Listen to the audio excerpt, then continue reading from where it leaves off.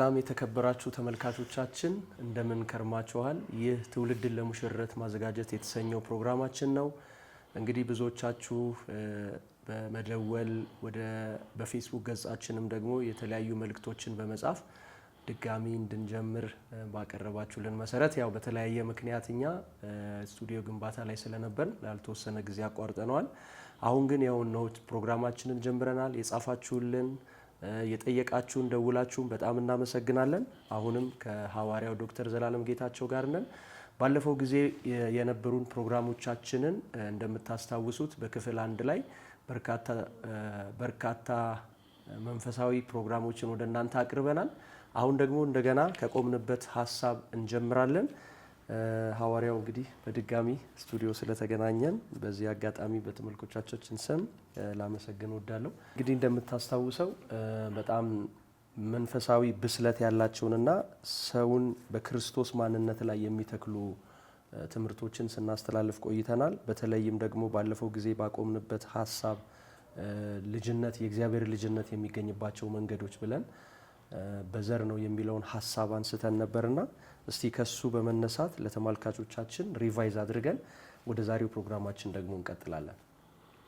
ያ ልክ ነው። እንግዲህ የእግዚአብሔር ልጆች የሆነው በእግዚአብሔር መለኮታዊ ሐሳብና ዓላማ ነው። የሱ ዓላማና ሐሳብ ነው በሚለው ሐሳብ ላይ ከሱ ልብ ውስጥ በጀመረ ማንነት ነው እኛ የእግዚአብሔር ልጆች ተብለን ልንጠራ አብ ይሄን አይነት ፍቅር ይሰጠን። በራእይ መጽሐፍ ምዕራፍ 21 ላይ በዙፋኑ ላይ የተቀመጠው እነሆ ሁሉን አዲስ አደርጋለሁ ብሎ ይሄ አዲስ የሚያደርገውን ማንነት ርስት አድርጎ ሲያስቀምጥልን እኔም አምላክ ሆናቸዋለሁ እነርሱም ልጆች ይሆኑኛል ብሎ ነው ያስቀመጠው። ስለዚህ የክርስትና ወይንም የጌታ ኢየሱስ ወደ ምድር መምጣት ሚስጥሩ ወደ ልጅነት እግዚአብሔር ልብና ክብር መጠራታችንን ያሳያል ማለት ነው። መጽሐፍ ሐዋርያው ጳውሎስ ከገቡት ትላልቅ እውነቶች ውስጥ እነኚህ ትምህርቶች ኢየሱስ ጋር በምሳሌ በምናምን ነው እንጂ የምታገኛቸው በቀጥታ መገለጡን አታገኘው። ሐዋርያው ጳውሎስ ግን በቀጥታ መገለጥ ነው የሚናገረው። ለምሳሌ ኤፌሶን መጽሐፍ ምዕራፍ 1 ቁጥር 5 ላይ በኢየሱስ ክርስቶስ ስራ ለእርሱ ልጆች እንድንሆን አስቀድሞ ወሰነን ይላል። ስለዚህ የእግዚአብሔር አስቀድሞ የልቡ ሐሳብና ውሳኔ ኢየሱስ ክርስቶስን ወደ ምድር የላከው በእርሱ ስራ ልጆች እንድንሆን ነው የሚል ሐሳብ ነው የሚይዘው ማለት ነው። ሮሜም ላይ ስትመጣ ምዕራፍ 8 ላይ እንደዚሁ እግዚአብሔር ከዘላለም ዘመናት በፊት አስቀድሞ የወሰነው የልጁ መልክ እንድንመስል አስቀድሞ ወስኗልና በሚል ያስቀምጠዋል ማለት ነው። እና ጳውሎስ ወደዚህ እውነት እንድናድግ እና ይሄንን ሚስጥር እንድንረዳ ነው። ኢየሱስ ደግሞ ነገሩን ሁሉ የያዘው ባለቤት ስለሆነ የነገሩ አካልና ማንነት ሆኖ ነው ሲሰራ የነበረው። በዚህ ሐሳብ ውስጥ ቀጥሎ ያለው ልጅነት የሚገኝበት መንገድ የሚባለው ነው። እና ልጅነት የሚገኝበት መንገድ መጽሐፍ ቅዱሳችን የሚነገረው በመወለድ ነው የሚገኘው። በመወለድ ነው። ይሄ መወለድ የምንለው ግን ከዘር ጋር የተያያዘ እንጂ ከመልካም ስራ ወይንም አዳም ንስሐ ከመግባቱ ጋር ሰዎች ከተለያየ ነገር ጋር መንግስተ ሰማይ የመግባት ጋር አድርገው ያሳስሩታል። የእግዚአብሔር ልጅነት ግን በሮሜ መጽሐፍ ምዕራፍ 9 ላይ እነኛ ከስጋ የሚወለዱ የእስራኤል አይደሉምና ከስጋ የተወለዱት የእግዚአብሔር ልጆች አይደሉም በተስፋ ቃል ዘር ሆኖ ይቆጠር ዘንድ ይላል። ስለዚህ ቤዚክ የሚያደርገው ልጅነት የሚገኘው በዘር ነው ማለት ነው። በአንደኛ ጴጥሮስ ምዕራፍ 1 ቁጥር 23 ላይ ከማይጠፋ ዘር ከሕያው ከእግዚአብሔር ቃል ዳግመኛ ተወልዳችኋል ይላል እና የዘር ጉዳይ ነው ማለት ነው። ይሄ የዘር ጉዳይ የሚባለው ደግሞ በመጽሐፍ ቅዱስ ውስጥ በሶስት መልክ የክርስቶስን ዘር ሪሌት የሚያደርግባቸው መንገዶች ይነግርሃል። አንደኛው ዘር የሴቲቱ ዘር ነው። በዘርህና በዘሯ መካከል ጠላትነት አደርጋለሁ የሚለው እንግዲህ ሰዎች ወደ ኋላ ሄደው ትምህርቱን ሙሉን መስማት ይችላሉ። ግን መሰረታዊ ሆኖ የተቀመጠው የሴቲቱ ዘር የኢየሱስ ክርስቶስ ትንሣኤ የሚሰጠንን የአዲስ ፍጥረት ማንነት ወይንም ሰማያዊቱን ኢየሩሳሌም የእሷን ዘር የሚይዙ የተስፋ ቃል ልጅ ያላት ሳራን እያለ በገላትያ መጽሐፍ ላይ የሚያስቀምጠውን ያንን ሪፕሬዘንት አድርጎ ይሄዳል ማለት ነው። ኢየሱስ ክርስቶስ የሴቲቱ ዘር ምንጭ የሚሆንና ራሱም የዘሩ ባለቤት እንደሆነ መጽሐፍ ቅዱሱ ይናገራል። ሁለተኛ ኢየሱስ ስለ ብዙዎች እንደሚነገር ለዘሮች አይልም። ስለ አንድ እንደሚነገር ለዘር ይላል የአብርሃምን ዘር ሲጠቅስ ማለት ነው። ስለዚህ እርሱም ክርስቶስ ነው ይላል። ስለዚህ ክርስቶስ የአብርሃም ዘር ነው። ዕብራውያን 2 ላይም ስትመጣ ከዝርያው የአብርሃምን ዘር ይዟል እንጂ መልአክን ዘር የያዘ አይደለም ይላል። የአብርሃምን ዘር ማለት የአብርሃምን ፈሳሽ የሚያሳይ ነገር አይደለም ያለው፣ የተስፋ ቃሉን ነው የሚያሳየው። ምክንያቱም እነኛ ከአብርሃም የተወለዱት በስጋ የተወለዱት የእግዚአብሔር ልጆች አይደሉምና ብሎ በሮሜ 9:6 ጀምሮ ስለሚያስቀምጠው ቃሉ የሚለው በዚያን ጊዜ ይመጣለው ለሳራ ልጅ ይሆንላታል ነው እና ዝርያ አድርጎ ያስቀመጠው በዚያን ጊዜ ይመጣለው የሚል ነው እና ክርስቶስ አብርሃም ሳይወለድ የነበረ ነው። ራሱ አብርሃም ቤት የመጣው ነው።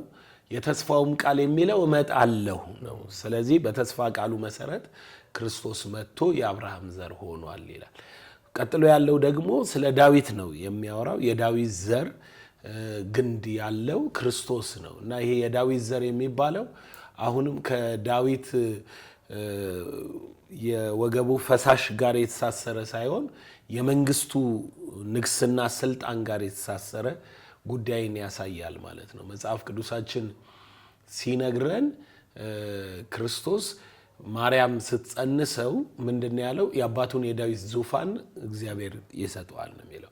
ስለዚህ ክርስቶስ ከዳዊት ዘር የመጣ የዘላለም ንጉስ ነው ማለት ነው። ለዘላለም በዙፋኑ ላይ የሚቀመጠው እርሱ ነው ማለት ነው እና እነኚህን ነገሮች ወደ ኋላ ሄደው ሙሉውን ሐሳብ ማየት ይችላሉ።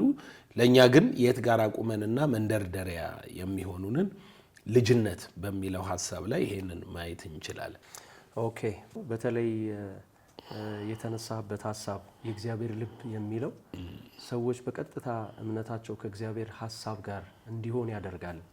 በተለይ ጳውሎስ እንደተናገረው መንፈስንና ኃይልን በመግለጥ ነበር እንጂ በሰው ቋንቋ በሰው ጥበብ አልነበረም እምነታችሁ በእግዚአብሔር ላይ እንዲሆን ስላለ በትክክል እግዚአብሔር ልብ ላይ ወስዶ የሚያጣብቅ ስለሆነ በሚገርም ሐሳብ ነው የገለጥከውና እንግዲህ ሁለተኛው ልጅነት የሚገኝባቸው መንገዶች ካልነው ዳግም መወለድ ነው። እስቲ ዳግም መወለድ ምን ማለት ነው የሚለውን ሐሳብ እስቲ በትክክል ያው የዳግም ውልደት ትምህርት በመሰረታዊነቱ የትምህርቱ መነሻም ወይንም የትምህርቱ መጀመሪያ ጌታ ኢየሱስ ክርስቶስ ነው። በዮሐንስ ወንጌል ላይ ምዕራፍ 3 ላይ ካለው ሐሳብ ነው የሚነሳው። በዮሐንስ ወንጌል ምዕራፍ 3 ላይ የሚነግረን ጌታ ኢየሱስ ኒቆዲሞስ መጥቶ ባወራው ጊዜ ስለ እግዚአብሔር መንግስት ወይንም የመንግስቱን ስርዓት ስለሚገልጥ ማንነት ነው ኢየሱስ መናገር የፈለገው። ያ ደግሞ ምንድነው? መሲሁ እንደሆነ እንዲያምን ነው የፈለገው። እሱ ምን ማለት መሰለክ? ኒቆዲሞስ እግዚአብሔር ካንተ ጋር ነው፣ እግዚአብሔር ልኮህ ነው የመጣኸው የሚለው ስቴጅ ላይ ደርሷል። ነገር ግን መሲሁ ነው ማለት አልቻለም። መሲሁ ነው እንዲል ነው ኢየሱስ ስለ እግዚአብሔር መንግስት በመካከላችን ስለ መምጣትና ነገር ግን የዛም መንግስት ማንነት ማየትም መግባትም የሚቻለው ሌላ መልክ ነው። እናንተ ፈሪሳውያን በምትጠብቁት አይነት አይደለም የመንግስቱ አመጣጥ፣ ወይንም መንግስቱ በዚህ መልክ አይደለም የመጣው ሊለው ነው የትምህርቱ ኮንሴፕት። ባይዘዌ ይሄ የኒቆዲሞስ ትምህርት በጣም ብዙዎቻችን እቺን ዳግም ውልደት የምትለዋን ነው የምናውቀው እንጂ ከቁጥር 1 ጀምሮ እስከ ቁጥር 21 ድረስ ኒቆዲሞስና ኢየሱስ የሚያወሩት ወሬ ላይ አንድ ነው ሐሳቡ። ለኒቆዲሞስ ነው ይሄንን እስከ ቁጥር 21 ያለውን ሐሳብ የነገረው። ያንን ደግሞ ሁሉንም ተንትነስታየው የመሲሁን መገለጥና ነገር ግን የመሲሁ መገለጥ ሊገባቸው የሚችሉት ሊያዩ የሚችሉት ሊገቡበት ወይንም መያዣውን መንፈስ ቅዱስ የሚቀበሉት ኒው ክሪኤሽን ሆነው ኢንቮልቭ የሚያደርጉት ቦርን አጌን የሚያደርጉ ናቸው ነው የትምህርቱ ኮንሴፕት ማለት ነው። የእግዚአብሔር መንግስት መጥቷል፣ በመሃላችን አለ፣ መሲሁ እኔ ነኝ፣ መንግስቱን ይዤ ነው የመጣሁት።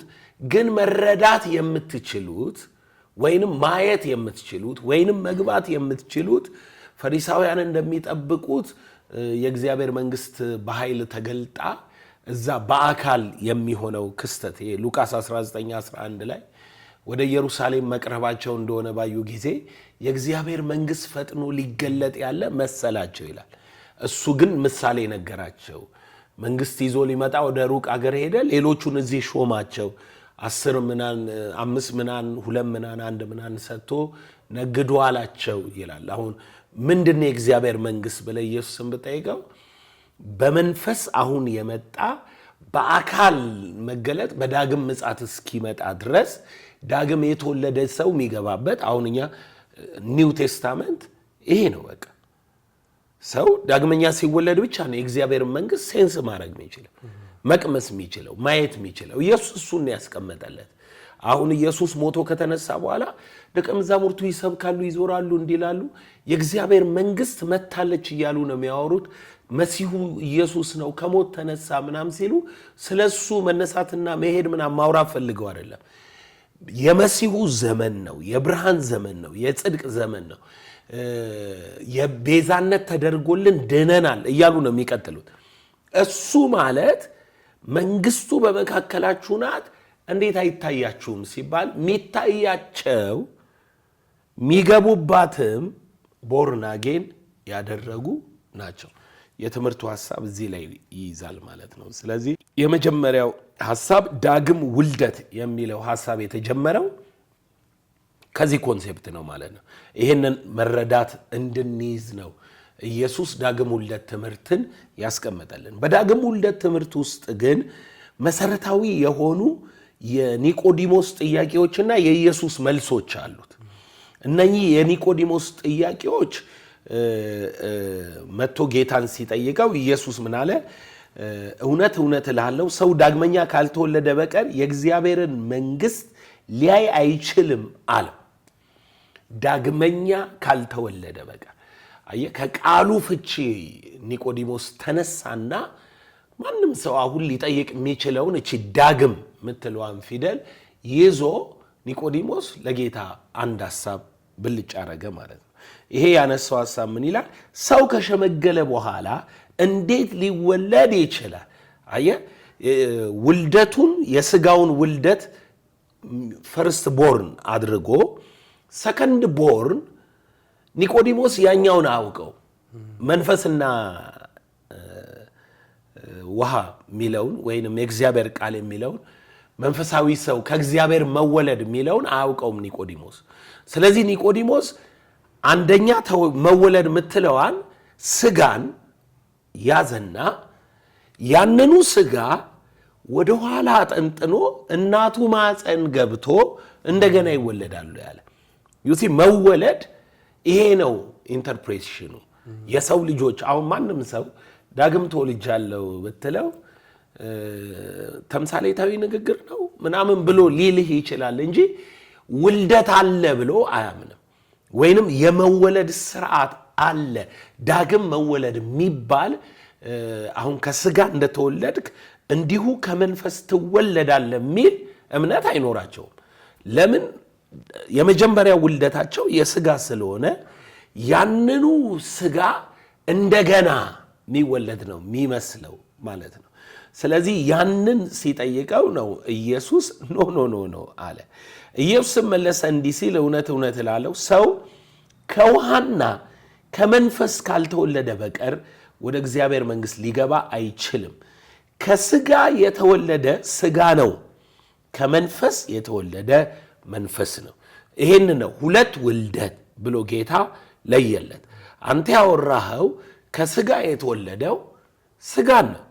ከሸመገለ በኋላ እናቱ ማፀን ገብቶ ድጋሚ ይወለዳል ያልከውም ስጋ ስለሆነ ነው። ከመንፈስ የሚባል ውልደት አለ። ከመንፈስ የተወለደ መንፈስ ነው። ወይንም ሰማያዊ ሰውነት ይዞ የሚወለድ ሰማያዊ ነው።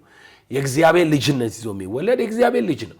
ስለዚህ የመወለዱ ምስጢር ከመጀመሪያው ውልደት ከሱኛው ይወጣል እንጂ እሱኑ የሚደግም አይደለም።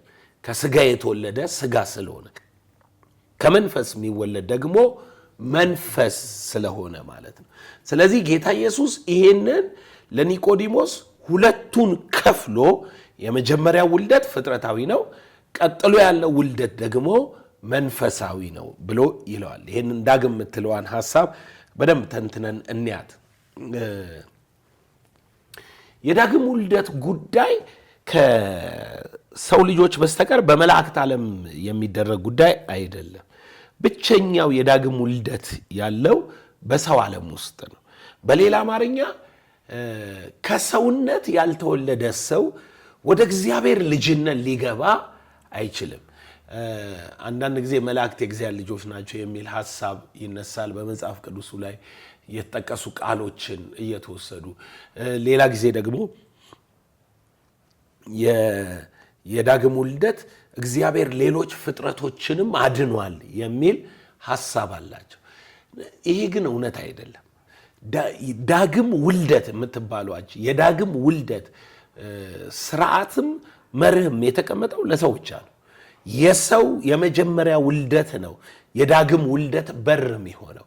ከስጋ ስትወለድ ነው በመንፈስ ለመወለድ እድል የሚሰጥህ ማለት ነው። ስለዚህ ጌታ የዳግም ውልደት ወይንም የእግዚአብሔር ልጅነት የሚሰጠው ለሰው ልጆች ብቻ ነው። በዕብራውያን መጽሐፍ ምዕራፍ 2 ላይ ቁጥር 6 ጀምሮ ታስበው ዘንድ ሰው ምንድን ነው? ትጎበኘው ዘንድ የሰው ልጅ ምንድን ነው? ከመልአክ በጥቂት አሳነስከው፣ የክብርና የምስጋና ዘውድ ከለልከው ይላል። ዝቅ ብሎ ቁጥር 10 ላይ ብዙ ልጆችን ወደ ክብር ሲያመጣ ይላል የመዳናቸውን ራስ በመከራ ይፈጽም ዘንድ ሁሉ ከእርሱ በእርሱ ለእርሱ ተገብቶታልና የሚቀድሰውና የሚቀደሱት ከአንድ ናቸውና ይላል። ስምህን ለወንድሞቼ ነገርኳቸው፣ በጉባኤ መሃል በዜማ አመሰግንሃለሁ ብሎ እኔና እግዚአብሔር የሰጠኝ ልጆች ብሎ ወንድሞቹ ብሎ ሊጠራን አያፍርም ይላል። በስጋና በደም ተካፈለ ብሎ ክርስቶስ ራሱ በስጋና በደም የተካፈለበት ምክንያት ሰውን ስለሆነ የተቤዠው የጎበኘውም ሰውን ስለሆነ ቀጥሎ ያለውን ቃል ሲያመጣው ከዝርያው የአብርሃምን ዘር ይዟል እንጂ የመላእክትን የያዘ አይደለም ይላል። ስለዚህ ብቸኛ የዳግም ውልደት ተጠቃሚ ሰው ነው ማለት ነው። የሰው ልጅ ብቻ ነው ዳግም ውልደትን ወይንም ወደ እግዚአብሔር ልጅነት የሚቀየረው፣ የእግዚአብሔር ልጅነትን የሚቀበለው፣ የእግዚአብሔር ልጅ ሆኖ ቦርን አጌን ፍሮም ጋድ የሚወለደው። ይሄ ማለት ሐዋርያው ጳውሎስ በአንደኛ ቆሮንቶስ ምዕራፍ 15 ላይ ሲናገር ከቁጥር 45 ጀምሮ ስለ ትንሣኤው አካል ይናገራል። የትንሣኤውን አካል ራሱ ትንሣኤ የሚባለውን ነገር የሚቀበለው ሰው ብቻ ነው። አየህ፣ እሱን አሁን ምን ብሎ ያመጣዋል? በመበስበስ ይዘራል፣ ባለመበስበስ ይነሳል። በውርደት ይዘራል፣ በክብር ይነሳል። በድካም ይዘራል፣ በኃይል ይነሳል። ፍጥረታዊ ይዘራል፣ መንፈሳዊ ይነሳል። አየህ፣ ያው ባይዘዌ ልጅነታችን ትንሣኤ ነው። የትንሣኤ ስብዕና ነው የእግዚአብሔር ልጆች የሚለው ያለን ሉቃስ ወንጌል ምዕራፍ 20 ቁጥር 34 ላይ ማየት ትችላለህ። የትንሣኤ ልጆች ስለሆኑ የእግዚአብሔር ልጆች ናቸው ይላል። የትንሣኤ ልጅነታችን በእግዚአብሔር ልጅነታችን ውስጥ ያለ ምስጢር ነው ማለት ነው። ስለዚህ ምን አለ ጳውሎስ? ይሄ የሚዘራውና የሚነሳው አለ። የሚዘራው ደካማው፣ የሚበሰብሰው፣ ፍጥረታዊው፣ የተዋረደው የሚባለው ሰዋዊው ማንነት ይዘራና መንፈሳዊው ይነሳል። አሁን መልአክ ሚዘራው የለውም፣ ገባ? የሚነሳውም ስለሌለው ማለት ነው። ሚዘራው ከሌለው የሚነሳው የለውም። እና ትንሣኤን ለማግኘት መዘራት አለበት፣ መሞት አለበት፣ መበስበስ አለበት፣ መዋረድ አለበት፣ ፍጥረታዊ መሆን አለበት። ከዛ በኋላ ነው መንፈሳዊው ኃይለኛው የከበረው ማንነት ተነስቶ የእግዚአብሔር ልጅነት የምታገኘው። ይህን እያነጻጸረ መጥቶ ጳውሎስ ዝቅ ብሎ ምን ይላል? የሰውነትን ልክ እያስቀመጠ ፊተኛው ሰው ከምድር ምድራዊ ነው፣ ኋለኛው ሰው ከሰማይ ሰማያዊ ነው። ፊተኛው ሰው ሕያው ነፍስ ያለው ሆነ፣ ኋለኛው ሰው ወይንም ደላስት አዳም ሕይወትን የሚሰጥ መንፈስ ሆነ ይላል። ስለዚህ አሁን ዳግም የምትለው ሐሳብ ራሱ በራሷ ምክንያት አላት ማለት ነው። ምንን ለማመልከት ነው? አዎ ስጋን ነው። ከስጋ የሚያልፈውን እንደገና በመወለድ መንፈሳዊ የሚኮነውን የህይወት ስርዓት ያሳይሃል ማለት ነው።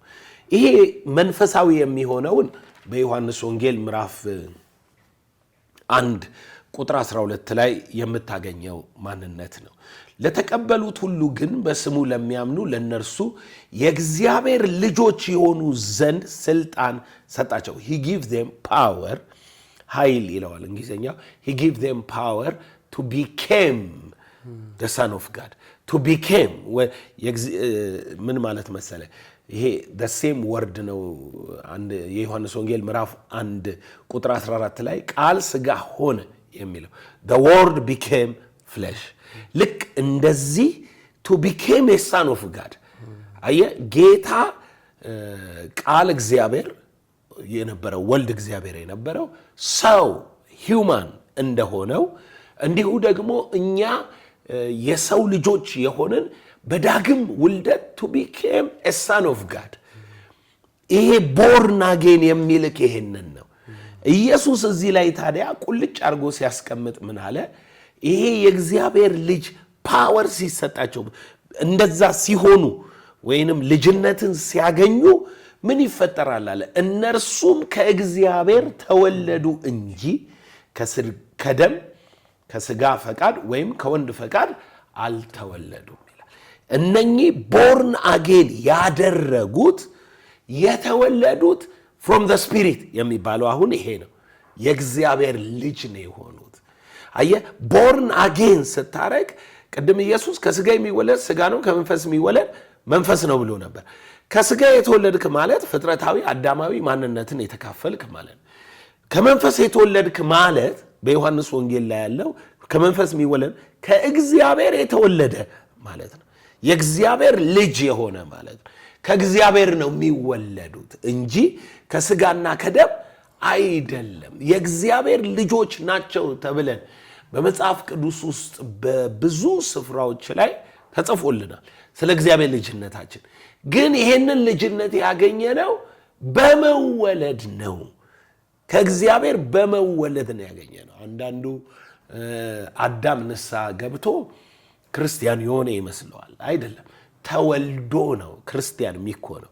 የዳግም ውልደት ስርዓት ነው። ድንገት አባቶች ይሄንን ጥምቀት ነው የውሃ ጥምቀት እንደዚህ ብለው ይላሉ። እሱ ላይ እመጣበታለሁ። ነገር ግን ቤዚክ የሆነው ነገር ምንድነው? መወለድ ነው። አሁን በሴሪሞኒ የሚወለድ በምንም ይሁን ከእግዚአብሔር መወለድ ነው የእግዚአብሔር ልጅ የሚያደርገው እንጂ ከእግዚአብሔር ያልተወለደ የእግዚአብሔር ልጅ ሊሆን አይችልም። ስለዚህ ከእግዚአብሔር መወለድ አለብን ማለት ቦርን አጌን የሰው ልጆች ከእግዚአብሔር የሚወለዱበት ስርዓት ማለት ነው። የሰው ልጆች ከእግዚአብሔር የሚወለዱበት መንገድ ነው። ያን ጊዜ ቦርን አጌንን ከፍጥረታዊ ወደ መንፈሳዊ ውልደት የገባንበትን መንገድ ይነግረናል ማለት ነው።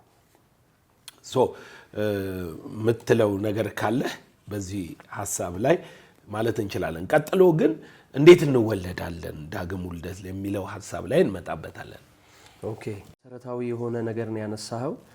በተለይ እኔ አሁን ባነሳው ሐሳብ ላይ ማንሳት የምፈልገው ብዙ ክርስቲያኖች ዳግም ተወልደናል ሲባል በሁለንተናዊ ማንነታችን የተወለድነው ወይስ ምናችን ነው ዳግመኛ የተወለደው ሚለውን ስፔሲፊካሊ ማንሳት ፈልጌ ነበርና ምንድነው አሁን እዚህ ጋር ዳግመኛ ተወለድን ሲባል መንፈሳዊ ውልደታችን ምንድነው ሚለውን ነገር በትክክል እንዲብራራ ፈልጌ ነበር። ምንድነው በዳግም ውልደት ውስጥ በኩራት የሚባልና ከዛ ደግሞ በምጽአት ሙሉነት የሚባሉ ሁለት ምዕራፎች አሉት። የመጀመሪያው ምዕራፍ በኩርነት የምናገኘው እኔ አሁን ዳግም ተወልጃለሁ የዚህ የእግዚአብሔር ልጅነት አወላለዴን በኩራቱን ነው የመጀመሪያውን ነው ያገኘሁት። ይሄ በኩር አወላለዴ መንፈሴ ላይ ነው የሚያርፈው ማለት ነው። ስለዚህ በመንፈሴ የእግዚአብሔር ልጅነትን ተቀብያለሁ። በስጋዬ ደግሞ ሙሉነትን ክቡር ስጋውን የሚመስለውን ስጋ እስክለብስ ድረስ በዚህ በድንኳን በሚሆነው ማንነት ውስጥ የምኖር የእግዚአብሔር ልጅ ሆኜ ነው መቀጥለው ማለት ነው።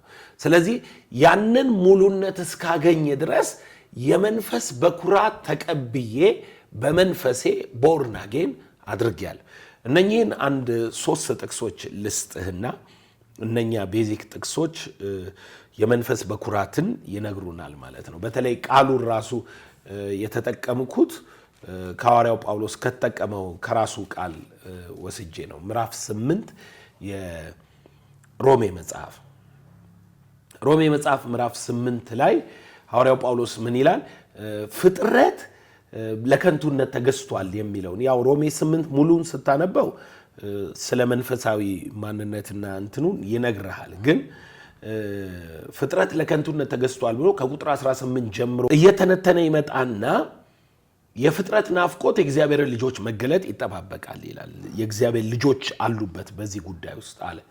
ፍጥረት በከንቱነት ተገዝቷልና በተስፋ ስላስገዛው ነው እንጂ በፈቃድ አይደለም። ተስፋውም ፍጥረት ራሱ ደግሞ ከጥፋት ባርነት ነፃ ወጥቶ ለእግዚአብሔር ልጆች ወደሚሆን ክብር ነፃነት እንዲደርስ ነው አለ።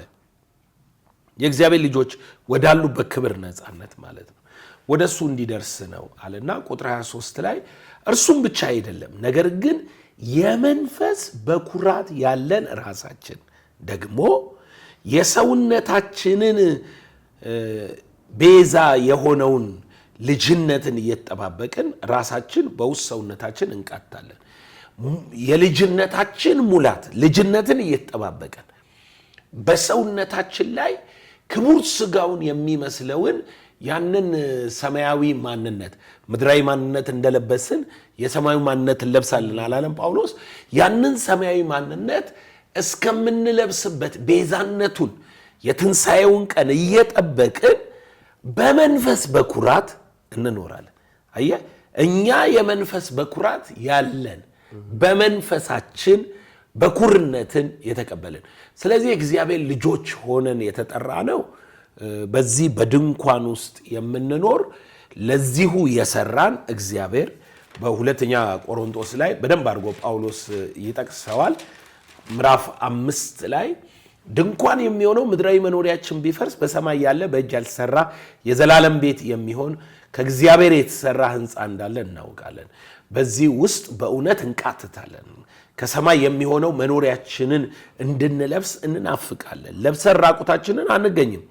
እውነት የሚሞተው በሕይወት ይዋጥ ዘንድ ልንለብስ እንጂ ልንገፈፍ የማንወድ ስለሆንን በድንኳን ያለን እኛ ከብዶን እንቃተታለንና፣ ነገር ግን ለዚሁ የሰራን እግዚአብሔር ነው። እርሱም የመንፈሱን መያዣ ሰጠን። እኛ አሁን በመንፈስ የመንፈስ መያዣ የተቀበልን ቦርን አጌን ያደረግን የእግዚአብሔር ልጆች ነን። መንፈሳዊ ማንነታችን የእግዚአብሔር ልጅነትን ተቀብሏል። ይሄ በገላትያ 4:6 ላይ ምን ይለዋል? የልጁ መንፈስ በልባችን ላከ አባ አባ ብለን የምንጮህበትን። ስለዚህ የመንፈስ ማንነትን ሮሜ 8 ላይ ያለውን የተቀበልነውን የልጅነት መንፈስ አሁን ከእግዚአብሔር የተወለደ የእግዚአብሔር ልጆች ነን ማለት ነው። ስጋችን ግን እስከ ትንሣኤ ቀን ወይም ቤዛነቱን እስከሚገኝበት እስከ ፍጻሜው ድረስ ግን እንጠባበቃለን ወይንም በድንኳን ውስጥ እንቃታለን።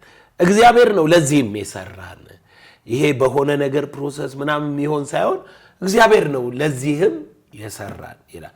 ስለዚህ እኛ የመንፈስ በኩራት ያገኘን በፊልጵስዩስ ምዕራፍ 3 ላይ ጳውሎስ ከቁጥር 1 ጀምሮ የሚናገራቸውን ነገሮች ተከትለ ስትመለከተው በመንፈስ የጸደቅን ይላል። በተለያየ መልክ ያመጣዋል። የመንፈስም በኩራት ማለት ነው።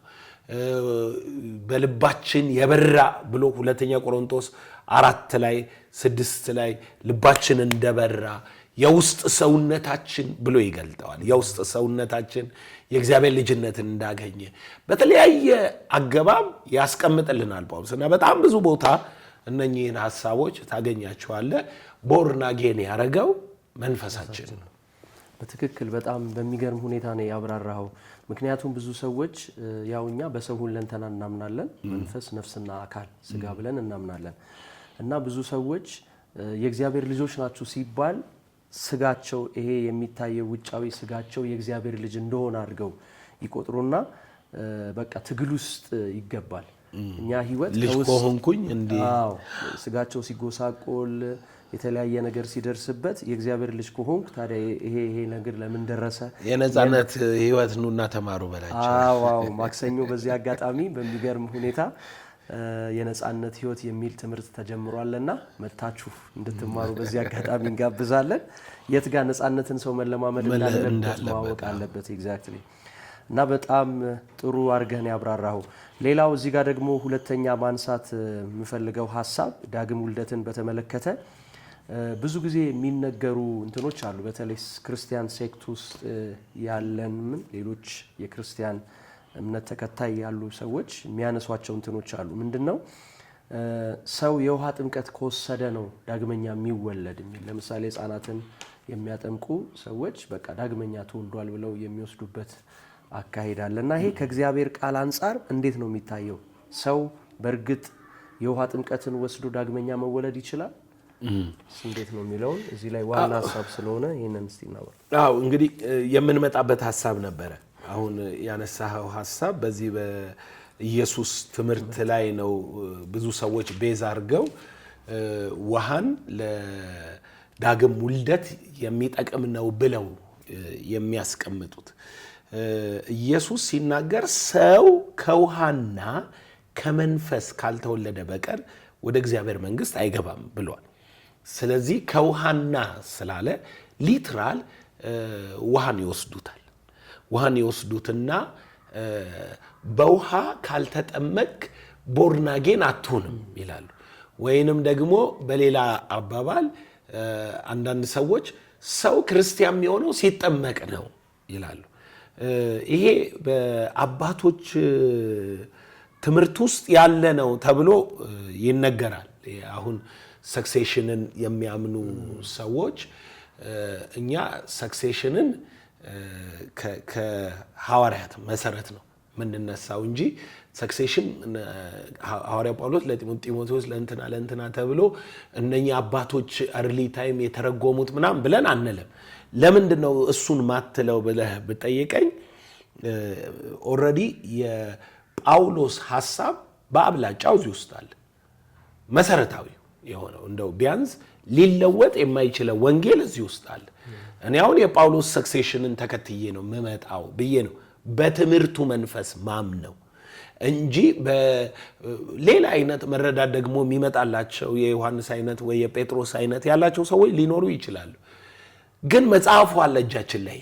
ቢያንስ አንዳንድ ሰክሴሽኖች ምንድነው የሚያመጡት ብለህ ስጠይቅ የሆነ ቦታ የሆነ አባት መስመሩን ይለቃል ወይንም ደግሞ በታሪክ ውስጥ የተፈጠሩ ክፍተቶች እንዳሉ ማንም የሚክደው አይደለም። በእነሱ ሞተው እነሱ እንዲህ ብለው ነበር ተብሎ በቃል በሚሸጋገር ሐሳብ እነሱ በህይወት እያሉ የተቃወሟቸው ነገሮች አሁን ቤተክርስቲያን ውስጥ እንደ ዋና ነገር ይጠቀሟቸዋል። እንደ ዋና ነገር ማለት ነው። እንደ ዋና የመዳን መንገድ ተደርገው ይጠቀማሉ። እኔ አሁን ጳውሎስ የውሃ ጥምቀት የቦርናጌ መንገድ ነው ሊል አይችልም። 100% እርግጠኛ ነኝ። ዋይ ጳውሎስ አጌንስት የውሃ ጥምቀት የመዳን ጥምቀትን እንዴት አድርጎ እንዳስቀመጠ ተቀምጦልናል መጽሐፍ ቅዱስ ውስጥ። ሐዋርያው ጳውሎስ የሕግ ትምህርት ወይንም በስራ መዳንን በምን ያህል እንደሚቃወም በመልእክቶቹ መረዳት ትችላለህ።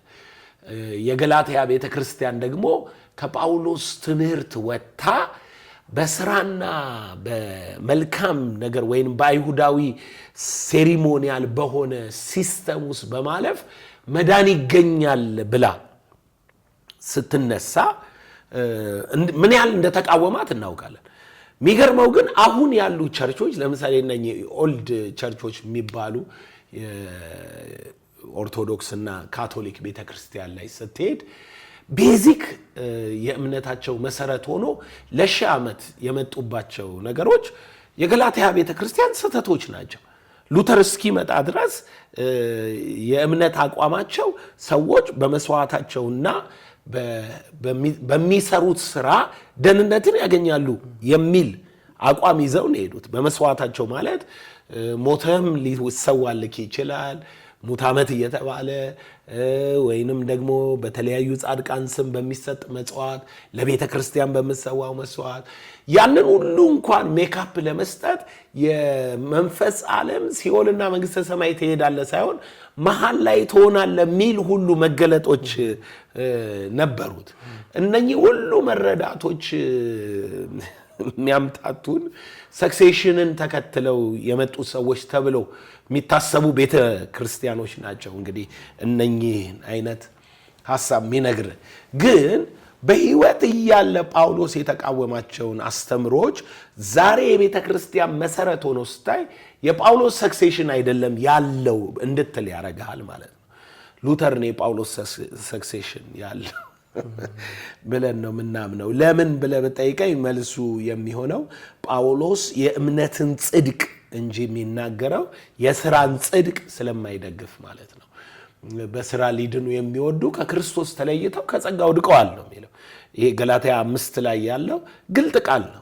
ማንም ሰው ወደ ሥራ ወደ ራሱ መስዋዕት ወይንም ወደ ነገሩ የሚያተኩር ከሆነ ከክርስቶስ ተለይቶ ከጸጋ ወድቋል። የገላትያ ሰዎችን እሱን ነው የሚላቸው። በሥራ ልድኑ የምትወዱ ከሆነ ከክርስቶስ ተለይታችኋል ይላል። ይሄም እዚህ ጋር ያለው እንግዲህ ከኢየሱስ የሰማነው የውሃ ጉዳይ በቤተ ክርስቲያን ታሪክ ውስጥ የውሃ ጥምቀትን ሪፕሬዘንት ያደርጋል ተብሎ ለረጅም ጊዜ ሲታመንበት መጥቷል። ነገር ግን ሐዋርያው ጳውሎስ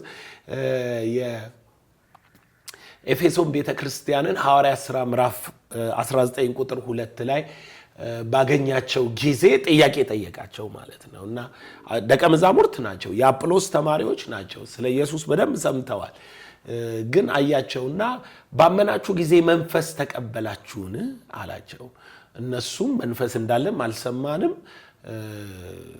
አልተጠመቅንም አሉት። ከዛ ጳውሎስ እንኪያስ በምን ተጠመቃችሁ? አሁን ይሄ መጠመቅ የሚለው ሐሳብ የግዴታ የውሃ ጥምቀትን አይዝም ማለት ነው። ለምን? ቀጥለው እነሱ በዮሐንስ አሉት። ዮሐንስ ማለት የመንፈስ ጥምቀት አይደለም። መጽሐፍ ቅዱሱ በግልጽ የዮሐንስ ጥምቀትን የውሃ ጥምቀት እንደሆነ እኔ በውሃ አጠምቃችኋለሁ፣ ከኔ በኋላ የሚመጣው በመንፈስና በእሳት ያጠምቃችኋል። ስለዚህ በኢየሱስና በዮሐንስ መካከል ያለው ልዩነት ዮሐንስ አካላዊ ውሃ ያጠምቃል፣ ኢየሱስ በመንፈስ ያጠምቃል። ስለዚህ አሁን ይሄ የአካላዊ ውሃ ጥምቀት በቤተ ክርስቲያን አለ። አዎ አለ። እኛም እናምናለን። አዎ እናምናለን። የበጎ ሕሊና ልመና ጥምቀት እንጂ የዳግም ውልደት ጥምቀት አይደለም። እኛ በዳግም ውልደት ጥምቀት አይደለም የውሃን ጥምቀት የምንወስደው። ጴጥሮስ እንደተናገረው የኖህ መርከብ ሲድን የጳውሎስ እንዳለው ከሙሴ ጋር ይተባበሩ ዘንድ በሞቱና በትንሣኤው የሚሆንን የህይወት ልምምድ ይሄ በሚሞተው ሰውነትክ ላይ የጽድቅን ልምምድ እንድትለማመድ ከሱ ጋራ የትንሣኤን አካል ለመልበስ በሚሆን ኪዳን ኃይል በባህር ጥልቅ ይቀጠቅጠዋል ስለሚል የኃጢአትን መገደል የሚያመጣውን የህሊናን ነፃነት ወይንም ይሄ ጊልት ኮንሸስን የሚያስወግድ የህይወት ስርዓት በውሃ ስጠመቅ ከክርስቶስ ጋር መሞቴን አምኜ እነሳለሁ። ያን ጊዜ ህሊናዬ ኮንሸስ ይሆናል። ከዛ ውጪ ቦርን አጌን አያረገኝም። ልጅነት ዘር ነዋ። የዘር ጉዳይ ስለሆነ ውሃ ውስጥ ተጠምቄ ስወጣ ልጅ አልሆንም። ዘር ግን እነኚህን ቃሎች ይይዛል ማለት ነው። ውሃ የሚለውን ቃል መጀመሪያ በመጽሐፍ ቅዱስ ኮንሴፕት ነው። የመጽሐፍ ቅዱስ መረዳት ውስጥ ውሃ የሚባለው ነገር በሶስት መሰረታዊ ተምሳሌቶች ይነገራል። ስለ ውሃ ሲነገር ቀጥታ ውሃ የሚለውን አካላዊውን ውሃ ብቻ አይወክልም። በዚህ መጽሐፍ ቅዱስ ውስጥ ውሃ በተለያየ መልክ ሲጠቀስ ሶስት መሰረታዊ ነገሮችን ሁል ጊዜ ይወክላል እና ሰዎችም ሲያዩ ያንን ነው አንደርስታንድ ማድረግ ያለባቸው። ይሄ ውሃ የትኛው ውሃ ነው ለማለት ማለት ነው። ለምሳሌ እንዲህ ብዬ ልንገርህ። ለአንዲት ሴት ከኢየሱስ ጋር ልክ እንደ ኒቆዲሞስ በውሃ ጉዳይ ዲያሎግ ውስጥ ገባች ማለት ነው። የዮሐንስ ወንጌል ምዕራፍ 4 ቁጥር 7 ጀምሮ እስከ ቁጥር 15 ድረስ ሴቲቱ ስለ ውሃ ልክ እንደ ኒቆዲሞስ የሥጋ ውልደት እንደሚለው እሷ ደግሞ ቀጥታ ሊትራል ውሃ እያለች ማውራት ጀመረች እና ከጌታ ኢየሱስ ጋር ስትነጋገር ውሃ ጠጭኝ አላት። እዛ ውሃ ጉድጓዱ ጋር ሆኖ እሷ ደግሞ አንተ ሳምራዊ ስትሆን አይሁዳዊ ስትሆን ከሳምራዊ ከመሆን ከኔ ውሃ እንዴት ትለምናለህ አለችው። እሱም የእግዚአብሔር ስጦታን እና ውሃ ጠጭኝ የሚልሽ ማንን መሆኑን ብታውቂ አንቺ ትለምኝው ነበርሽ፣ የህይወት ውሃ ይሰጥሽ ነበር። አሁን የህይወት ውሃ አሁን እዚህ ፕላኔት ላይ ህይወት በውሃ ውስጥ እንዳለ እናውቃለን። ውሃ ባይኖር ኖሮ ባይዘዌ ይሄ ፕላኔት ህይወት ያለው ነገር አይኖረው። ማርስ ላይ አሁን ህይወት የሌለው ሌሎች ፕላኔቶች ላይ ህይወት የሌለው የውሃ ይዘቱ ነው ብለው ነው በሳይንስ የተረጋገጠው ወይንም የሚያምኑት ማለት ነው። ስለዚህ የውሃ ህይወትነት ይታወቃል። ነገር ግን የውሃ ህይወትነት ለዚህ ፕላኔት ለፍጥረታዊ ዓለም ነው ሊትራል ውሃ ህይወት የሚሰጠው። ኢየሱስ ደግሞ ውሃ ጠጭኝ አላትና የእግዚአብሔር ስጦታ አለ እና ውሃ ጠጭኝ የሚልሽ ማን እንደሆነ ብታውቂ አንቺ ትለምኚው ነበር፣ እሱ ደግሞ የህይወት ውሃን ይሰጥሽ ነበር። የህይወት ውሃን ነው የሚሰጥሽ ኢየሱስ። አንቺ ያልሽው ውሃ የህይወት ነው አላላትም። ሌላ የህይወት ውሃ ይሰጥሻል። ከዛ በኋላ ሴቲቱ ይሄንን ነው እንግዲህ አሁን ተፈጥሯዊ ውሃ ላይ ብቻ የሚያተኩሩ ሰዎች ይሄንን ነው የሚጠቀሙት። ሴቲቱም ጌታ ሆይ መቅጃ የለህም አለችው። አሁን እሷ ከሱ ትሻላለች። ለምን? እሷ መቅጃ አላት፣ ልትቀዳ ነው የመጣችው። አጠጭኝም ያላት ስለምትቀዳ ነው። እሷ መንፈሳዊውን ሳይሆን የታያት ፍጥረታዊ ጉድጓድ ስለሆነ መቅጃ የለህም፣ ጉድጓዱ ጥልቅ ነው። እንግዲህ የህይወትን ውሃ ከወዴት ታገኛለህ? አየህ፣ እሷ ይሄ ተፈጥሯዊ ውሃ ህይወት እንደሆነ ታውቃለች። ስለዚህ የህይወት ውሃ ሲላት እሷም ሮጣ ወደ ተፈጥሯዊ ውሃ ነው የሄደችው። እሱ ቀጥሎ የሚያመጣላት ሐሳብ ነው እንግዲህ ከተፈጥሯዊ ውሃ የሚያወጣት ወይንም ሌላ ውሃ አለ ለካ የሚያስብል ማለት ነው። ሌላ የውሃ ተምሳሌታዊ የሆነ ከመንፈስ ዓለም ጋር የሚገናኝ የውሃ ምሳሌ አለ ማለት። የግድ ውሃ ተብሎ ስለጻፈ ሮጠ ተርጉመ ሄደ ውሃ ላይ መግባት የለብህም። መንፈሳዊ ዓለም ላይ ውሃ ተብለው የሚጠሩ ሁለት ተጨማሪ ነገሮች አሉ። አንደኛው ይሄ ተፈጥሯዊ ዓለም የተፈጥሮ ውሃ ዮሐንስ ያጠመቀበት እቺን ሴት ውሃ ጠጭኝ እያለ ሲለምናት ያለው የሚጠጣ ውሃ ነው። ያዕቆብ የሰጣቸው ውሃ ነው። ይሄንን ውሃ መጽሐፍ ቅዱስ ውስጥ ታገኘዋለህ በተለያየ መልክ። ሁለተኛው ደግሞ ውሃ የእግዚአብሔር ቃል ነው። የእግዚአብሔር ቃል ውሃ ስለሆነ በውሃ ተምሳሌ ታገኘዋለህ፣ መጣበታለሁ። ሶስተኛው የህይወት ውሃ ወንዝ ከሆዳቸው ይፈልቃል ብሎ መንፈስ ቅዱስ ውሃ እንደሆነ ይናገራል። ወንዝ እንደሆነ ውሃ እንደሆነ ተምሳሌት አድርጎ ይናገራል። ስለዚህ ስለምንድን ነው ኢየሱስ እዚህ ጋር እያወራ ያለው? ተፈጥሯዊ ውሃና እሷና ቀደም ኒቆዲሞስ ከተመልሼ እናቴ ማፀን ልገባ ብሎ ሊትራል እንደወሰደው እሷም ሊትራል ወስዳ የህይወትን ውሃ ከየት ታገኛለህ? ጉድጓዱ ጥልቅ ነው፣ መቀጃ የለም፣ እንዴት አድርገህ ቀርተህ ትሰጠኛለህ አለችው። እሱ ምን አላት? ቀጠለችና እንዲህ አለችው፣ በእውኑ አንተ ይህንን ጉድጓድ ከሰጠን ከአባታችን ከያዕቆብ ትበልጣለህ? ራሱም ልጆቹም ከብቶቹ ከዚህ ውሃ ጠጥተዋል አለችው። ኢየሱስም መለሰላት ከዚህ ውሃ የሚጠጣ ሁሉ እንደገና ይጠማል። ውሃውን አልተቃወመም ኢየሱስ። ከዚህ ውሃ የሚጠጣ እንደገና ይጠማል። እኔ እንኳን ከነጋ ስንቴ ጠጥቻለሁ፣ እንደገና እየተጠማሁ ማለት ነው። እኔ የምሰጠው ውሃን የሚጠጣ ሁሉ ግን አየህ ለዘላለም አይጠማም። እኔ የምሰጠው ውሃ በእርሱ ውስጥ ለዘላለም ሕይወት የሚፈልቅ የውሃ ምንጭ ይሆናል እንጂ አላት። ስማት፣ መቼም አንዳንድ ጊዜ ሰዎች ደጋግመው አንድን ነገር ሲጠይቁ መጨረሻ ላይ በግልጥ መናገርህ ማይቀር ነው የሚሆነው እና ጌታ ኢየሱስ ሴትዮዋ አይምሯ ተፈጥሯዊና ፍጥረታዊ የሆነ ነገር ላይ እንዳለ ሲያውቅ ከዚህ ውሃና ከዛ ውሃ ልዩነቱን አሰመረ። ልክ ለኒቆዲሞስ ከስጋ የሚወለድ ስጋ ነው እንዳለው ይሄ ውሃ የሚጠጣ የምትጠሚው በየቀኑ ነው። ሌላኛው የህይወት ውሃ ግን ውስጥሽ የሚፈልቅ ምንጭ ነው፣ ለዘላለም አትጠሚኝ። ሴትዮዋ ግን ብዙ አንደርስታንድ ያደረገችው አልመሰለኝም። ሴቲቱም ጌታ ሆይ እንዳልጠማ ውሃም ልቀዳ ወደዚህ እንዳልመጣ ይህንን ውሃ ስጠኝ አለችው። እንዳልገባት ሲያውቅ ነው እንግዲህ ወደ ሌላ ነገር ይዟት የሄደው ማለት ነው። እና እሷ አሁንም ከመቅዳት ጋር ችግር ስላለባት ይባላል በታሪክ ውስጥ ቀትር ላይ ነው ልትቀዳ የመጣችውና 5 ባል ስላላት ምናምን ህይወቷ ጥሩ ስላልሆነ ሰው በማያገኛት ሰዓት ነው የምትቀዳው ይባላል። እና እሷ መሯታል።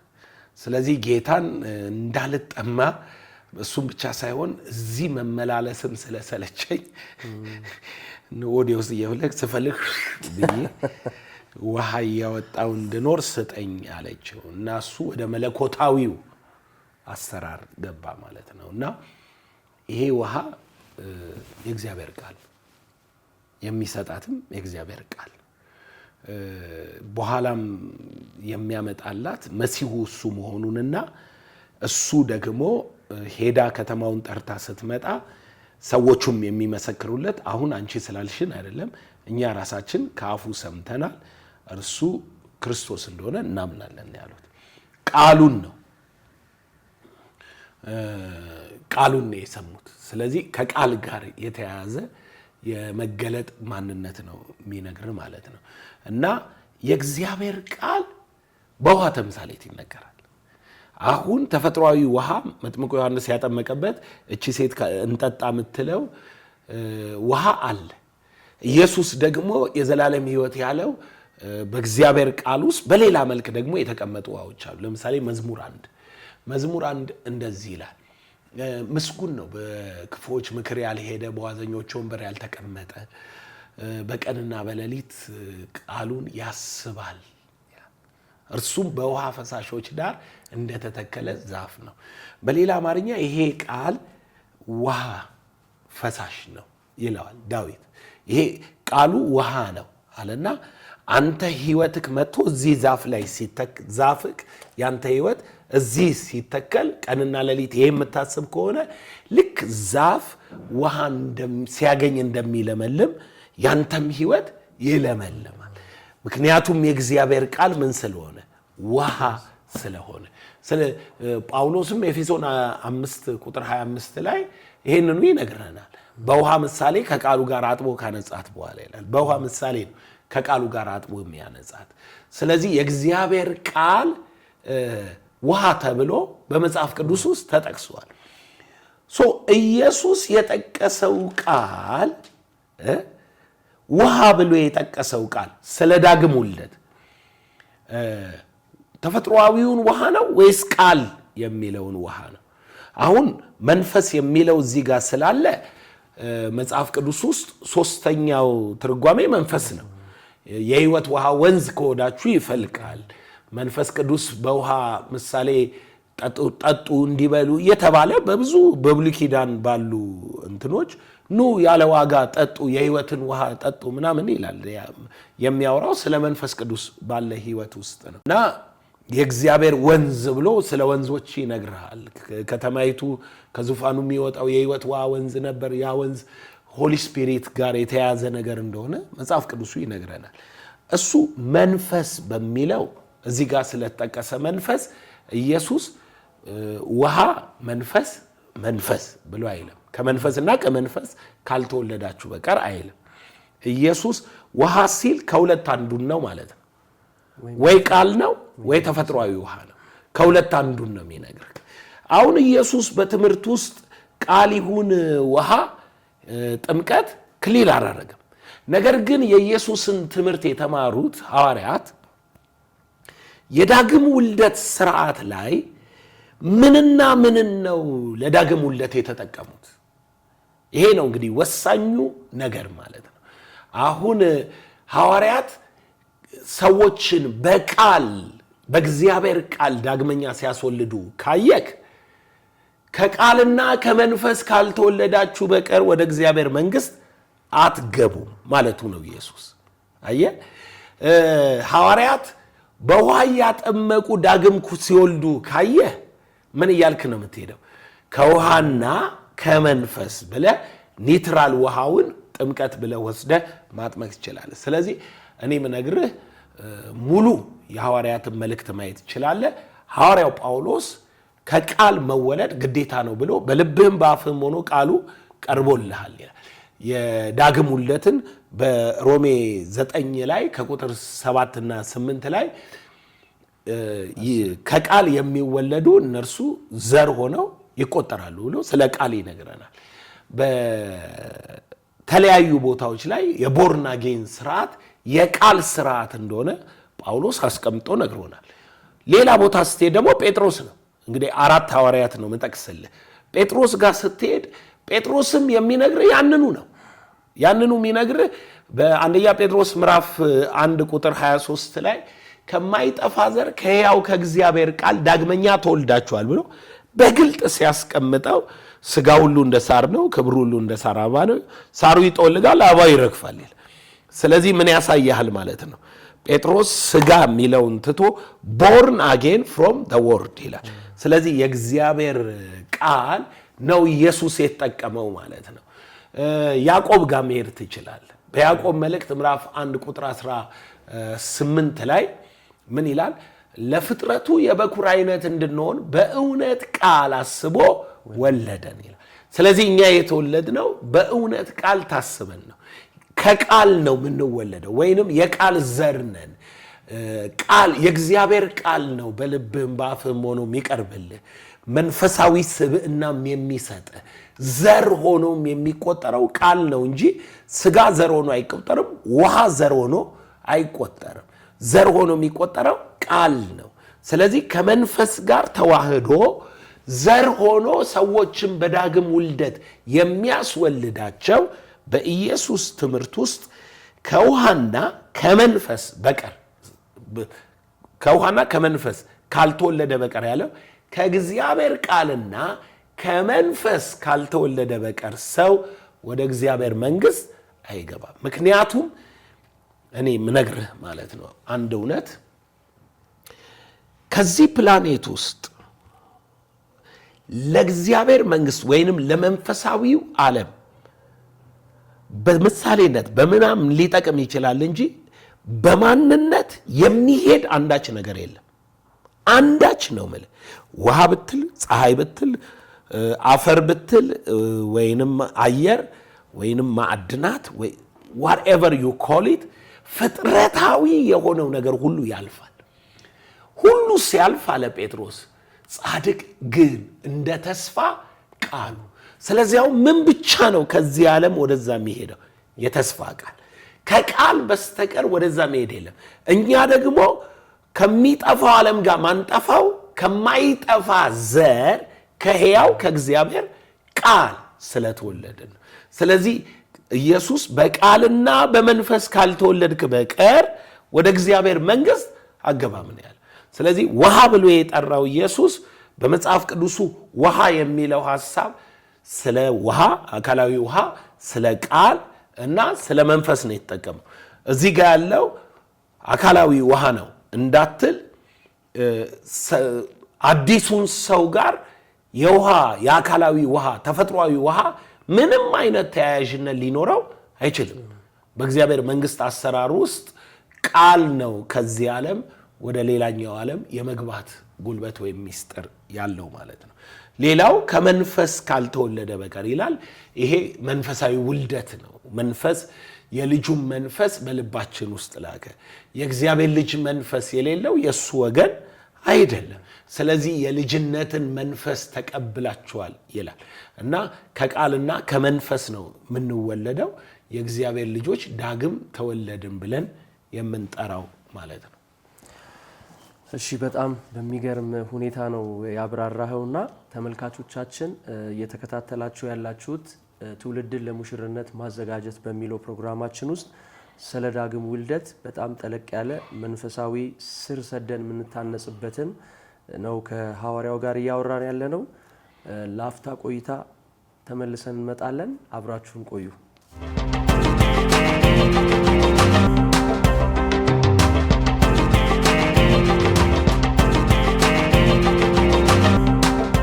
እሺ ተመልካቾቻችን ተመልሰን መተናል። አሁንም አብራችሁን እንድትቆዩ እንጋብዛለን። አሁንም ወደ ጥያቄዎቹ መለሳለሁ።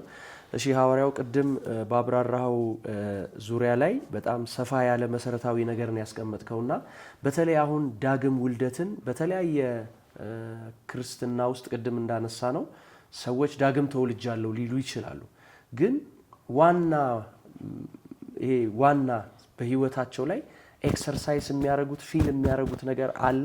አሁን ቅድም ከተናገርከው አንፃር የክርስቶስ መንፈስ የሌለው ከሆነ የእርሱ ወገን አይደለም ብላልና መንፈስ ቅዱስ ለልባችን ለማንነታችን ይመሰክርልናልና ሰዎች ራሳቸው ያውቁታል ወይ መወለዳቸው? እንደዚህ አይነት ኤክስፒሪየንስስ አለ ወይ?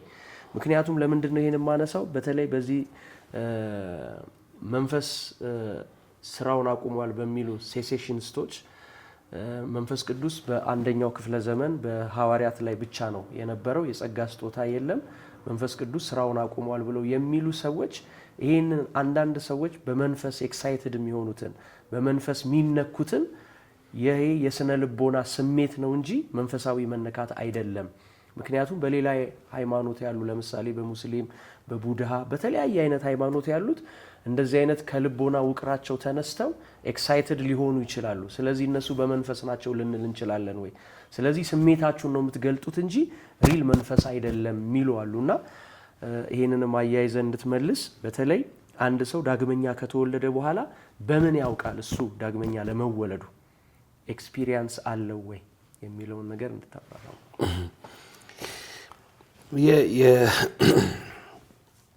አሁን መጨረሻ ላይ ያልካቸው ሰዎች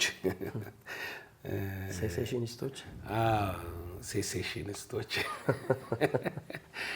እነኚህ ሰዎች በሽተኛ እንደሆኑ ነው የሚታየኝ። የመጀመሪያው በሽታቸው አሁን በምድር ላይ ያለ እግዚአብሔር ያለ ስራ ነው ብሎ ማመን ወይንም ደግሞ መንፈስ ቅዱስን በሰው ውስጥ የሚያደርግ እግዚአብሔር መሆኑን መዘንጋት። በቤዚክ ማንነት ኃይል እስክትቀበሉ የተባሉት ለፈርስት ጀነሬሽን እዛ ጋር ለነበሩት ሐዋርያት ብቻ ነው ብሎ ማመን። ልክ ጌታ ኢየሱስ እስኪመጣ ተብለው በግልጥ የተቀመጡ ቃሎች አሉ። ለምሳሌ አንደኛ ጴጥሮስ ላይ ዳግመኛ ከመወለድ ጋር ለዛውም ጴጥሮስ ከመወለድ ጋር እያይዞ ነው ኢየሱስ ክርስቶስ ከሙታን በመነሳቱ ለማይጠፋ ለሕያው እድፈት ለሌለበት መጨመር ለሌለበት እንደ ምሕረቱ ብዛት ዳግመኛ የወለደን የጌታችን የኢየሱስ ክርስቶስ አባትና አምላክ ይባረካል። ይህም ርስት አለ ይህም ርስት መዳን በእምነት በእግዚአብሔር ኃይል ለተጠበቃችሁ ለእናንተ በሰማይ ቀርቶላችኋል። ምን ማለት ነው? ጌታ ኢየሱስ እስኪመጣ ድረስ ዳግም እስኪመለስ ድረስ የእግዚአብሔር ኃይል ከቤተ ክርስቲያን ጋር መኖሩ ግዴታ ነው።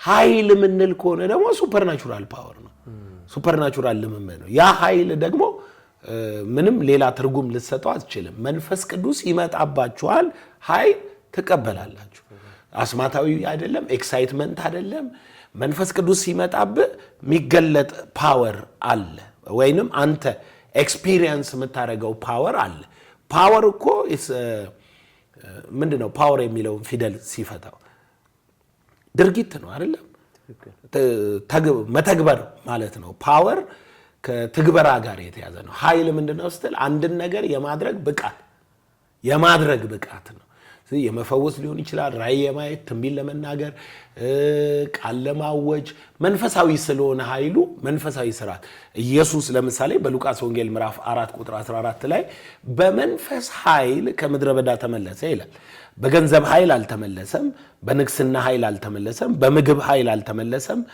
ሲመለስ ኢየሱስ በመንፈስ ኃይል ነው የተመለሰው ይሄ የመንፈስ ኃይል ምን ይሰራል ብለህ ጠይቅ ለታሰሩ መፈታት ለውሮች ማየት የተጠቁትን ነፃ ማውጣት የተወደደውን የጌታን አመን መስበክ ነው የጌታ መንፈስ በእኔ ላይ ነው አየምትለው በመንፈስ ኃይል የተመለስክ ሰውዬ ሌላ ነገር አትጠብቅም የእግዚአብሔር መንፈስ በእኔ ላይ ነው በእኔ ላይ ይሰራል ስለዚህ እነኚህ ሰዎች እግዚአብሔር ሕያው እንደሆነና አሁን ቤተክርስቲያን የምትባል እንዳለች የሚያምኑ አይመስለኝም አለች ብለው ካመኑ ያለ መንፈስ ቅዱስ ቤተክርስቲያን መኖር አይችልም ቤተክርስቲያን ካለ ብለን የምንጠራው የመንፈስ ቅዱስን አካልነትና አብሮነት ነው መንፈስ ቅዱስ ላይ ተጠምቀን በመንፈስ ቅዱስ የክርስቶስ አካል የሆነውን ነው ያንን መንፈስ የጠጣነውን ነው የልጅነትን ህይወት የተካፈልነውን ነው ቤተክርስቲያን ብለን የምንጠራው እንጂ ቤተክርስቲያን የምንለው አዳራሹን አይደለም ወይንም እንትን ቤተክርስቲያን ተብሎ ስያሜ ከፊት የገባለትን አይደለም የእግዚአብሔር መንፈስ ለአብያተ ክርስቲያን የሚለው ጆሮ ያለው ይስማ ሰባቱም ቤተክርስቲያኖች አንድ ኮመን ነገር ያላቸው መንፈስ ለአብያተ ክርስቲያን ተሰጥቷል ቸርች ያለ መንፈስ ቸርች መሆን የክርስቶስ አካል መሆን አትችልም ስለዚህ ያለ መንፈስ ቅዱስ ቤተክርስቲያን አለች ይያሉ የሚያምኑ ከሆነ ምኑን ይሄንን ቃል ብቻ አሁን እግዚአብሔር አይሰራም ብለዋል ማለት ነው አሁን እኛ ቸርች አካባቢ የሚባሉትን ልንገራቸው ይሄንን ቃል ብቻ አውዱ አምዱ ጥጉ ወርደው ምናምን ይያሉ የሚሰብኩ እነኚህ ሊበራል አይነት ቴዎሎጂያንስ ወይንም እነኚህ ሴንሴሽኖች ያልካቸው ሰዎች እነሱ የመንፈስ ኤክስፔክቴሽንም የመንፈስ ተካፍሎም የሌላቸው የእግዚአብሔር ቃል የሚሉ ጥሩ ፓርትነር መጥቶላቸዋል ኤአይ ማለት ከነሱ በላይ አደራጅቶ አውዱን አምዱን ጠብቆ የግሪክ ትርጉሙን ጠብቆ በአንድ ሰከንድ ውስጥ ይሰጣል ኤአይ በዚህ ርዕስ ነገር አይመጥለው እነሱ አጥንተው መጽሐፍ ቅዱስ አጣቅሰው የፈረንጁ መጽሐፍ የነሱ አይነት ፈረንጅ ያለ እሱን አጣቅሰው አይተው የሚያመጡትን የትምህርት ምንም መንፈስ የሌለው ትምህርታቸውን ኤአዩ መንፈስ የለው ግን ከነሱ በሚሻል ያቀርብልሃል ስለዚህ እኛ ጋር መንፈስ የሌለው ሰባኪ ወይንም መንፈስ የሌለው የመንፈስን ኃይልና ጸጋ የማያካፍል አገልጋይ ኤአይ ነው የምንላቸውና ኤአይ ናቸው ያው ለዚህ ነው ሚዲያ ላይ የምናያቸው በዛ ነው ነገሩ ከተቃውሞ በቀር ደግሞ ምንም የላቸው የሚገርም የራሳቸው ትምህርት የራሳቸው ሐሳብ የራሳቸው ማለት ምንድነው አንተን ከዚህ ጋር አንስተው እዚህ ጋር ያደርሱ የሚችሉበት ትምህርትና መርህ የላቸው መንፈስ የሚያምኑ ሰዎች ባይኖሩ እነሱ ራሳቸው ይሄንን አስተሳሰባቸውን የሚገልጡበት ቦታ የላቸው አሁን አፋቸውን ከፍተው መንፈስ አይሰራም ይያሉ ቢያስተምሩ ማን ይሰማቸዋል ማን ሊቀበላቸው ይችላል ግን መንፈስ የሚሰራባቸውን ሰዎች በተቃውሞ ሲሰብኩ መንፈስ አይሰራም ይያሉ አይቃወሙህም እንትን ሰውየውን እንዳላዋቂ አርገው እየተቃወሙ ነው አንተ ደግሞ አበሻ ደግሞ ተቃውሞ ይወዳል ስለዚህ ሰውየውን የተቃወሙ መስሎ ተከተላቸዋለህ የሆነ ቀን ላይ እኔ ጴንጤ አይደለው በመንፈስ አላምንም ብለው ይመጣሉ ስለዚህ ጴንጤ እንዳልሆኑ ከመጀመሪያ የራሳቸውን ነግረውም ቢሆኑ ኖሮ እኛንም ሲሰድቡ ህዝቡ ዝም ባላለ ነበር ያው እንደሱ ነው ነገሩ ወደ ማረጋገጫው ለምጣለክ ማረጋገጫው ስመጣ ቤዚክ የሆነው ነገር ሰው ዳግም ተወልዶ የእግዚአብሔር ልጅ መሆኑን ካላረጋገጠ መወለዱን ራሱ መጠራጠር አለበት። ምክንያቱም መጽሐፍ ቅዱሱ ከእግዚአብሔር የተወለደ ለነፍሱ ምስክር አለው ነው የሚለው። ምስክር አለው ነው። ምስክር ከሌለ ቦርን አጌን አርጌያለሁ ለምትለው ነገር ማረጋገጫ የለህም። ገብቷል? እኔ ዳግም ተወልጃለሁ። ዳግም ለመወለዴ አንተ ላትመሰክርልኝ ይችላል። ምክንያቱም ላንተ ግልጥ አይደለሁኝም። ለሌላም ሰው ወይንም ለዚህ አይምሮዬም ግልጥ አይደለሁኝም። ግን ለህሊናዬ የሚመሰክርልኝ ነገር ተቀብያለሁ። ሁለተኛ ደረጃ ደግሞ የተወለድኩት መንግስት ልገባ ነው። ዳግም የምትወለዱት ወደ እግዚአብሔር መንግስት ታያላችሁ፣ የእግዚአብሔር መንግስት ትገባላችሁ ነው የተባለው። ስለዚህ መንግስቱን ልለማመድ ነው፣ ልገባበት ነው የተወለድኩት። ስለዚህ ሰውየው የእግዚአብሔር መንግስት በልዩነት የማያጣጥም ከሆነ ሰውየው ለመወለዱ ምን ማረጋገጫ አለው? የዛ መንግስት መያዣ መንፈስ ቅዱስ ደግሞ ምን ብላችኋል? ታትማችኋል ይላል። ስለዚህ ያልታተመ ሰው መንግስቱን እወርሳለሁ፣ የእግዚአብሔር መንግስት እገባለሁ። እነኚህ እኮ ንስሐ ገቢዎች እኮ ብቻ ናቸው፣ የታጠቡ አዳሞች ናቸው። ድሮ ጠጃም ነበር፣ አሁን ጠጃ ቆመዋል። ድሮ እንደዚህ ነበር፣ ሱሰኛ ነበር፣ አሁን እንዲሆኗል የሚባሉ እኮ ናቸው። ወይንም ደግሞ የአመለካከት ያሳሰብ ለውጥ አምጥተናል ብለው በራሳቸው ላይ ከመጽሐፍ ቅዱስ ርዕዮተ ዓለም ተከታይነት የዘለለ ሐሳብ የሌላቸው ሰዎች ናቸው እኮ የእግዚአብሔር መንግስት ማህተምን መቀበሉን እርግጠኛ ማይሆነው። እኔ የእግዚአብሔር መንግስት መቀበልን ብቻ ሳይሆን ለቤዛ ቀን የታተምክበትን ቅዱሱ መንፈስ አታሳዝን ተብሎ ተጽፏል። ለቤዛ ቀን ታትም ያለው ይላል። በሌላ ቦታ ላይ የመንግስቱን መያዣ መንፈሱን ሰጠን ይላል። ይሄንን መንፈስ በሮሜ መጽሐፍ ላይ ነው ምስክሩን አስረግጠ ልታገኝ የምትችለው ማለት ነው። ሮሜ መጽሐፍ ምዕራፍ 8 ላይ ቁጥር 14 በእግዚአብሔር መንፈስ የሚመሩ ሁሉ እነዚህ እግዚአብሔር ልጆች ናቸውና። አየህ፣ ልጅነትህን የሚያረጋግጥልህ ምንድነው አለ? በመንፈሱ መመራት ይለዋል። በእግዚአብሔር መንፈስ የሚመሩ እነዚህ እግዚአብሔር ልጆች ናቸውና። ቀጠለና ደግሞ ምን አለ? የእግዚአብሔር ልጆች መሆናችንን። አሁን ሌላ ነገር አሁን መመራት የሚለው እስቲ በመንፈስ እመራለሁ፣ ልጅ መሆኔን እርግጠኛ ነኝ ሊል ይችላል። አንዳንድ ሰው ህልሙንም አምኖ ሊሆን ይችላል።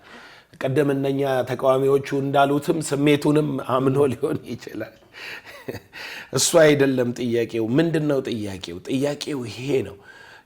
አባ በመንፈስ የሚመሩ የእግዚአብሔር ልጆች አባ ብለን የምንጮህበትን የልጅን መንፈስ ተቀብላችኋል እንጂ እንደገና የባርነትን መንፈስ አልተቀበላችሁም ማለት የእግዚአብሔር ልጆች መሆናችንን ያ መንፈስ ራሱ ከመንፈሳችን ጋር ይመሰክራል። ምን ማለት ነው? ቦርን አጌን ያደረገ ሰው በመንፈሱ ምስክር አለው፣ ማህተም አለው። ሰው አያረጋግጥለትም። የሚያጸድቅ እግዚአብሔር ነው። መጽደቄን በምን አውቃለሁ? እግዚአብሔር ከሚሰጠኝ መንፈስ። ሐዋርያው ጳውሎስ ምን አለ? የመንፈሱ መሰጠት ለመዳኔ እንዲሆን አውቄያለሁና ይላል። መንፈስ ባይኖረው ሰውየው ሊሄድ ከጌታ ጋር ልኖር አይልም። አንድ ቀን በፍርድ ወንበር ስቆም ወይ በግራው ቀኝ ይል ነበር እንደ ሌሎች ነቢያት ሃይማኖተኞች ማለት ነው። ጳውሎስ ግን ሊሄድ ከጌታ ጋር ልኖር እናፍቃለሁ አለ። he sure he the son of God የእግዚአብሔር ልጅ ነው። አሁን እኔ ብትሞት ዘላለም የት ትሄዳለህ? መንግስተ ሰማይ ነው። ሲኦል ሄዱ ሐዋርያት፣ ፓስተሮች፣ አንዳንድ ሰዎች ሲኦል ሄደው አይተዋቸዋል። that's not my business. I know what I believe. ያመንኩትን አውቃለሁ። አንተ አትመሰክርም፣ ከበደ አይመሰክርም። የሚያጸድቅ እግዚአብሔር ነው። እግዚአብሔር እንዳጸደቀ በምን አወክ ነው የምትለኝ? መንፈሱን ስለሰጠኝ። መንፈሱን ባልቀበል ኖሮ መጽደቄን አላውቅም ነበር። አሁን ግን ከመንፈሱ ስለተቀበልኩ መንፈሱ እግዚአብሔር ስለሆነ እኔ ውስጥ ስለሚኖር ስለመሰከረልኝ ልጅነቴን አምኜ ተቀብያለሁ፣ መንፈሱን መስክሮልኛል፣ ሴንስ አረጋለሁ። እና ወንጌል አማኝ ነኝ በሚል ማህበር ውስጥ እየተመላለሱ ከመንፈስ ጋር ህብረት የሌላቸው ዶክተርም የቴዎሎጂ ምናምን ሊሆኑ ይችላሉ። መንፈስ ከሌላቸው ዳግም ይወለዱ ምስክሩን እስካላገኙ ድረስ ቸርቻቸው፣ ኮሌጃቸው፣ የአሜሪካ ዩኒቨርሲቲዎቻቸው ማረጋገጫ ሊሰጧቸው አይችሉም። ማንም ሊሰጣቸው አይችልም። ራሳቸው ምስክርነት በህይወታቸው ላይ እስካልመጣ ድረስ ከኃጢአት ለመንጻታቸው እንኳን እርግጠኛ አይደሉም። ለመዳናቸው እርግጠኛ አይደሉም ማለት ነው። እና እነኚህ ሰዎች ቦርን አጌን መሆን አለባችሁ። ዋይ መንፈስ እንዲመሰክርላችሁ ከመንፈሳችሁ ጋር ቴስቲፋይ እንዲያደርግ። እስቲ ዮሐንስ ያለውን አንብቤ ልጨርስ። ዮሐንስ በመልእክቱ ላይ ምዕራፍ 5 ላይ ስለ ውልደት ነው የሚያወራው። ታውቃለህ ከላይ ምዕራፍ 5 ቁጥር 1 ጀምሮ ነው ስለ ውልደት እያወራ የሚመጣው ማለት ነው። ስለ ውልደት እያወራ ክርስቶስ ነው ብሎ በኢየሱስ የሚያምን ሁሉ ከእግዚአብሔር ተወልዷል ብሎ ነው። ቀደም ቦርን አጌን ያልነውን ከእግዚአብሔር መወለድ ያልነውን ትምህርት ነው ዮሐንስ እያስተማረ ይመጣው። ልጆቹን እንድንወድ በዚህ እናውቃለን ብሎ ከዛ ይሄድና ከእግዚአብሔር ከተወለደ በቀር ዓለምን የሚያሸንፍ ማን ነው? ዓለምን የሚያሸንፈው እምነታችሁ ነው እያለ ይናገራል። ቁጥር 6 በውሃና በደም ስለመጣ ይህ ነው፣ እርሱም ኢየሱስ ክርስቶስ በውሃና በደሙ እንጂ በውሃ ብቻ አይደለም። መንፈስ አለ እውነት ነውና የሚመሰክረው መንፈስ ነውና የሚመሰክሩት መንፈሱ፣ ውሃው፣ ደሙ ሶስቱ ናቸውና ሶስቱ በአንድ ይስማማሉ። የሰው ምስክር ልትቀበል የእግዚአብሔር ምስክር ከእርሱ ይልቅ ይበልጣል። ስለ ልጁ የመሰከረውን የእግዚአብሔር ምስክር ይህ ነው። በእግዚአብሔር ልጅ ስማ የሚያምን በነፍሱ ምስክር አለው። ይኸውልህ በደንብ መንግሥተ ሰማይ መግባቱን ሲያረጋግጥ ይኸው በእግዚአብሔር የማያምን እግዚአብሔር ስለ ልጁ የመሰከረው ምስክር ስላላመነ ሐሰተኛ አድርጎታል። እግዚአብሔር የዘላለም ሕይወት እንደሰጠን ይህ ሕይወት በልጁ እንዳለ ምስክሩ ይህ ነው። ምን? ልጁ ያለው ሕይወት አለው፣ የእግዚአብሔር ልጅ የሌለው ሕይወት የለውም። የዘላለም ሕይወት እንዳላችሁ ታውቁ ዘንድ በእግዚአብሔር ልጅ ስም ለምታምኑ ይህን እጽፍላችኋል። ይሄው ልጁ ያለው ሕይወት አለው፣ ወልድ ያለው ሕይወት አለው ምናምን በሚለው ወስደው ቀጥሎ በነፍስክ ውስጥ የመንፈሱ ምስክርነት፣ የቃል ምስክርነት አለ። አዎ ቃሉ ይመሰክራል። ውሃ መንፈስ ይመሰክራል። አዎ ደሙ ሕሊናዬን ከኃጢአት አንጽቶት ኃጢአተኝነት አይሰማኝም። አዎ ምስክሩን ይዤ የዘላለም ሕይወት እንዳለኝ እርግጠኛ ነኝ። የዘላለም ሕይወት እንዳላችሁ ታውቁ ዘንድ በእግዚአብሔር ልጅ ስም ለምታምኑ ይህን እጽፍላችኋል። አየው የሚገርም ሐሳብ ነው በጣም።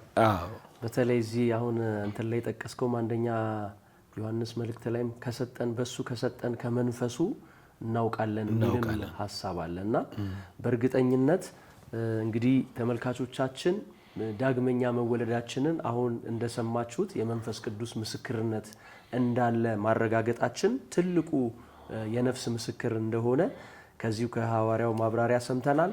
እንግዲህ ዳግመኛ ለተወለዳችሁና በዚህ አይነት ኮንፊውዥን ውስጥ ላላችሁ ሰዎች ይሄ አይነተኛ ምስክር እንደሚሆንላችሁ ተስፋ እናደርጋለን።